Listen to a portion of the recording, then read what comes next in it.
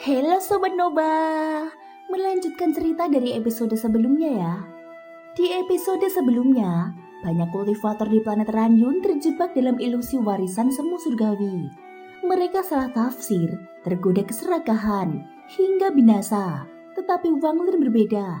Dia tidak terburu-buru, mengandalkan pengalaman panjang dan ketenangannya.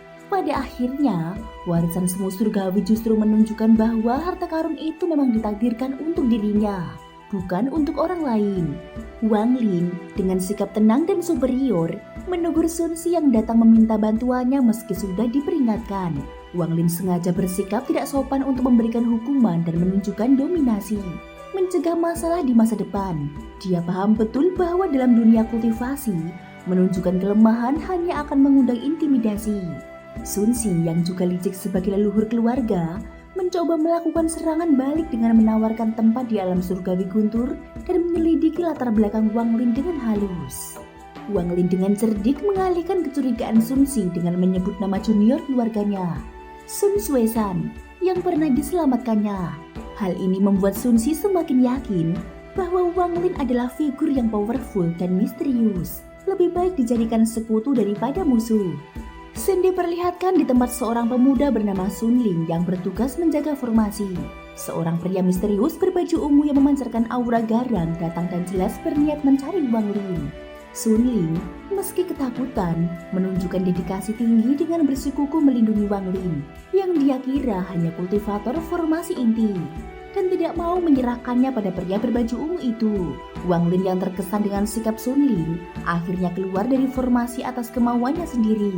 Dia kemudian menghampiri pria berbaju ungu itu. Dengan setiap langkah yang diayunkannya, Wang Lin memancarkan tekanan spiritual yang dahsyat dan terkonsentrasi, memaksa pria berbaju ungu itu untuk mundur langkah demi langkah. Langkah terakhir Wang Lin mengumpulkan semua tekanan dari langkah-langkah sebelumnya, seakan-akan meledak di benak pria tersebut, membuatnya mundur terpaksa dan wajahnya memucat penuh keterkejutan. Wang Lin menunjukkan kekuatannya yang sebenarnya tanpa perlu bertarung. Di aula lelang lantai 2, seorang pria parubaya berjubah merah membuka sebuah kotak giok. Isinya adalah pil berukuran kepalan tangan bayi. Tampak biasa saja tanpa aroma obat sedikit pun. Namun, keheningan tegang langsung menyelimuti ruangan. Para kultivator yang hadir segera mengenali benda itu.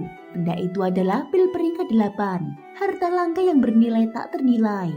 Namun, pil ini bukan sesuatu yang bisa dimiliki sembarang orang. Bagi mereka yang kultivasinya tidak cukup tinggi, pil tersebut tak ubahnya racun. Memiliki pil ini sama saja membawa bencana. Begitu keluar dari kota, pasti akan menjadi target perburuan. Beberapa pemuda sempat tergoda untuk menawar, tetapi para tetua mereka segera menghentikan. Di mata mereka, pil itu bukanlah obat, melainkan kepala manusia yang siap ditebas. Maka tak ada yang cukup gila untuk membelinya. Bahkan muncul pertanyaan, mengapa keluarga Ran rela melelang pil berharga ini? Bukankah leluhur mereka juga membutuhkannya? Kecurigaan pun meluas, membuat semua orang semakin menahan diri. Waktu berlalu tanpa ada penawaran. Pria berjubah merah tampak tidak sabar. Namun jelas bahwa ini memang skenario yang sudah diperkirakan keluarga Ran. Jika ada orang tolol yang berani membeli, keluarga Ran tidak keberatan membunuhnya untuk merebut kembali pil tersebut. Akhirnya pria itu berseru lantang, ada yang mau menawar? Jika tidak, pil peringkat 8 ini akan disimpan kembali di pavilion harta karun utuh. Di saat hening itulah, Wang Lin mengangkat suara. Dengan tatapan dingin dia berkata tenang, 1 giok surgawi. Jika kalian mau menjualnya padaku, aku akan membelinya. Kata-katanya sontak memicu kegembaran. Harga awal pil itu adalah 10.000 giok langit, namun Wang Lin hanya menawar 1 giok surgawi. Sebuah penghinaan bagi pelelangan itu. Bisik-bisik penuh keterkejutan menyebar di seluruh aula. Di sisi lain, Sun Si yang duduk bersama Wang Lin menatapnya penuh arti. Dia tersenyum, tampak semakin berhati-hati terhadap Wang Lin. Di dalam hati, Sun Si menyadari betapa misteriusnya orang ini. Cara berpikirnya dalam, kultivasinya jauh di atas dirinya, dan dia bahkan bisa membaca serta mematahkan upaya pengintaian keluarga Sun. Bagi Sun Si, Wang Lin adalah orang yang harus dijadikan sekutu, bukan musuh. Setelah itu, Wang Lin mengelak pertanyaan Sun Si tentang kerjasama, dan mereka melanjutkan perjalanan ke pavilion harta karun utuh. Tempat itu sedang ramai oleh para kultivator yang datang menghadiri lelang. Penerima tamu sibuk menuntun para tamu sesuai dengan level token mereka. Di luar paviliun, Sun Qiming, kepala keluarga Sun di kota ini, sudah menunggu. Dengan penuh hormat dia memberi salam kepada Sun Si dan Wang Lin. Sun Qiming sendiri yang memimpin mereka ke lantai 4, menunjukkan status tinggi Sun Si.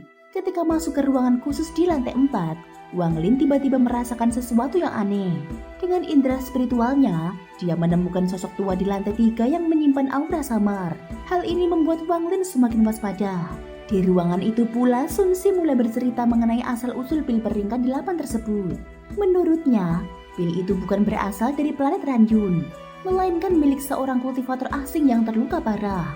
Leluhur keluarga Ran, Sun Si, dan Pertapa Bebas pernah bekerja sama membunuh kultivator itu dan merebut pilnya. Dari 5 pil yang ada, leluhur keluarga Ran meminum 3.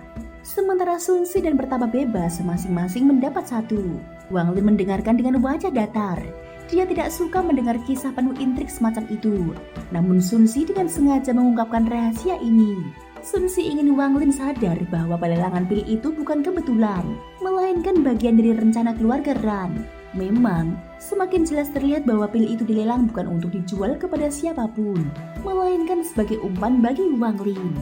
Jika dia membelinya, itu sama saja masuk ke dalam jebakan keluarga Ran. Tatapan Wang Lin berubah dingin. Dalam hati dia sudah memahami niat tersembunyi keluarga Ran, meski wajahnya tetap tenang.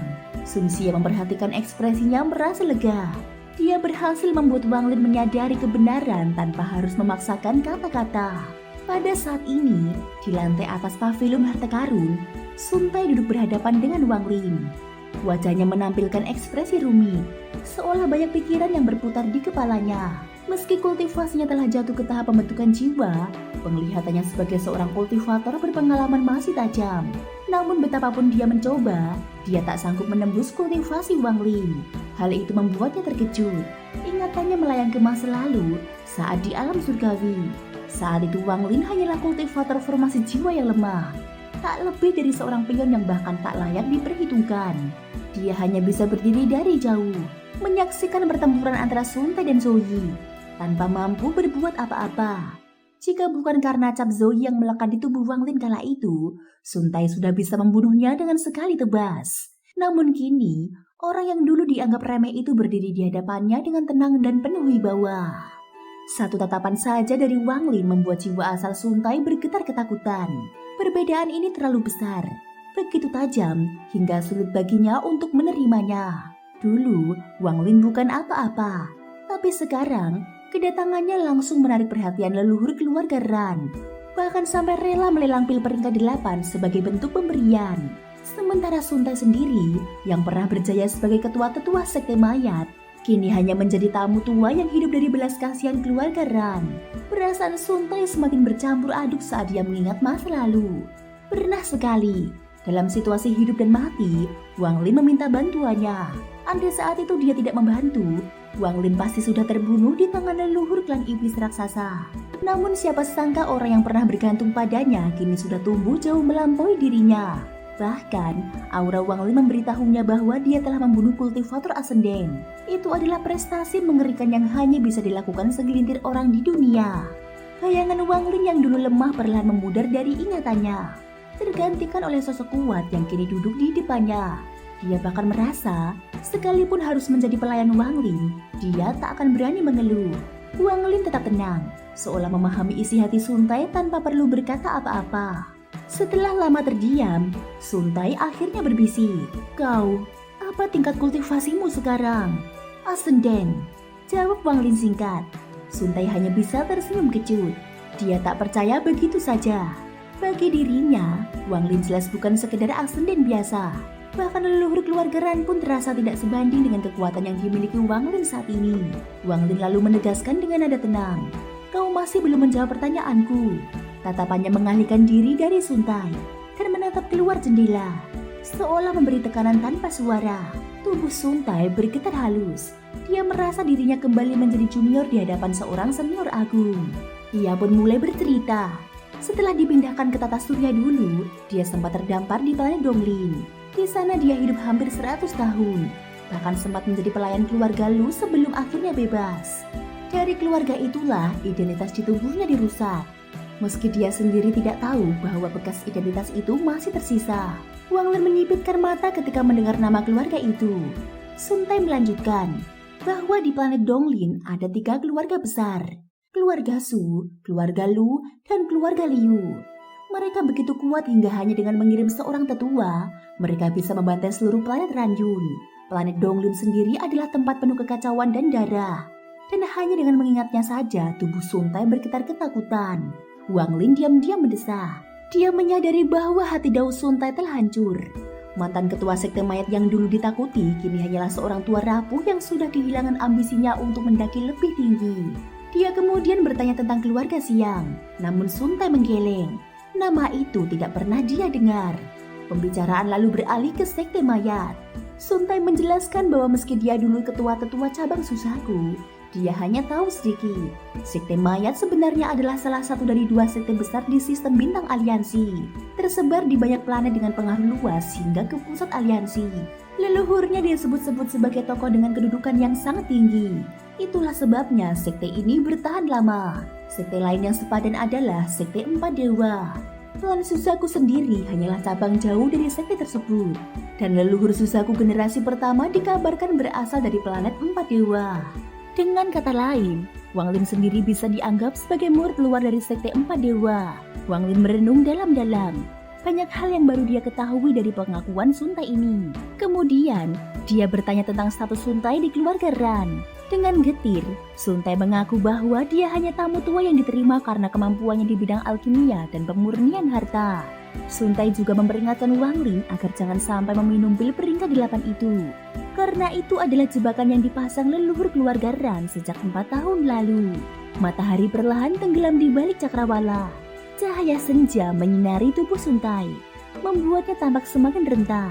Wang Lin yang menguasai ranah hidup dan mati bisa melihat samar aura kematian di tubuhnya. Waktumu tidak banyak lagi, kata Wang Lin tenang. Sun Tai hanya mengangguk getir. Benar, paling lama 20 tahun lagi. Wang Lin menutup matanya. Kalau aku masih di planet Ranjun 20 tahun lagi, aku sendiri yang akan mengantarmu pergi. Sun Tai termenung lama, lalu berkata lembut. Bisakah kau berjanji kepadaku satu hal? Bicaralah. Jika benar kau mengantarku nanti, tolong bawa abuku kembali ke planet bulan gelap. Di sistem bintang aliansi, ada sebuah desa kecil di kaki gunung menjulang. Aku ingin kembali ke tempat itu. Wang Lin membuka matanya, menatapnya sejenak, lalu mengangguk. Wajah Sun Tai menampilkan senyum penuh rasa syukur. Ia tampak seperti orang tua fana yang hanya ingin pulang ke tanah kelahiran setelah mati. Dengan hati yang lebih ringan, ia menyerahkan sekantong giok surgawi serta catatan pengalaman alkimia dan pemurnian harta karunnya kepada Wang Lin. Ambillah ini sebagai ucapan terima kasih karena kau mau mengantarkanku pulang. Kemudian dia berjalan pergi, ditemani cahaya jingga matahari terbenam. Langkahnya perlahan, sosoknya semakin menjauh. Di dalam hati, dia tidak tahu bagaimana harus menggambarkan perasaan setelah bertemu dengan Wang Lin lagi. Orang yang dulu hanya pion kecil, kini berubah menjadi eksistensi yang bahkan membuatnya tunduk. Dengan menyerahkan tas penyimpanannya, Sun Tai seolah melepaskan semua beban dan penyesalan ratusan tahun. Dia menyerah pada ambisi, menyerah pada dendam, dan hanya ingin menjalani sisa hidupnya dalam ketenangan. Wang Lin memandangi sosok itu hingga hilang, lalu memejamkan mata. Di dalam hatinya, dia merenungi satu kebenaran. Hidup dan mati hanyalah satu putaran karma. Sebab dan akibat berjalan beriringan, seperti yin dan yang, benar dan salah. Karma adalah jalan setengah ranah hidup dan mati. Dia adalah akar dari hidup dan mati. Karena ada sebab, maka ada akibat. Wang Lin merasakan sedikit pencerahan, meski masih jauh dari pemahaman sempurna. Thank you guys sudah mendengarkan ceritaku di episode kali ini sampai akhir. Ikutin terus kelanjutan episode berikutnya ya. Terima kasih buat kalian semua yang udah subscribe, like, dan komennya. Semoga hari kalian menyenangkan. Sampai jumpa dan bye-bye.